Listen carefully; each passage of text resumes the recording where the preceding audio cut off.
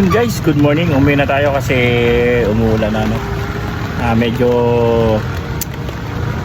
hindi maganda yung gising natin kanina, no? Na-late tayo ng gising, so muntik na tayong hindi makapagtinda. Hindi kasi nagising na kasi ako mga 3:30 na. Hindi ako sanay magising ng ganun, mga malengke pa, magluluto pa, so hindi nakakayanin. So may mga ilan sahog ako, hindi na sana ako magtitinda. Sabi ni Mrs. kailangan magtinda, so itinakbo natin yung 3 sahog. Salamat sa Diyos, kahit paano nakadiskarte si Mrs. Nakapagluto agad siya ng mabilis, then hinabol dun sa akin. So kahit paano dumami yung sahog natin. Salamat naman sa Diyos, hindi naman tayo nakaubos ng dugo, pero bumalik naman yung puhunan natin. May pabili pang ulam, no? So salamat sa Diyos, gano'n ang nangyari.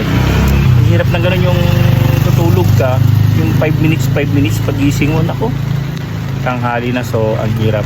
Ayoko nang ulitin yung gano'n. So yun lang yung share ko sa inyo guys, na muntik na tayong hindi magtindahan, pero salamat sa Diyos na discard tayo. So salamat sa inyo guys, salamat sa panonood. Pahinga na tayo.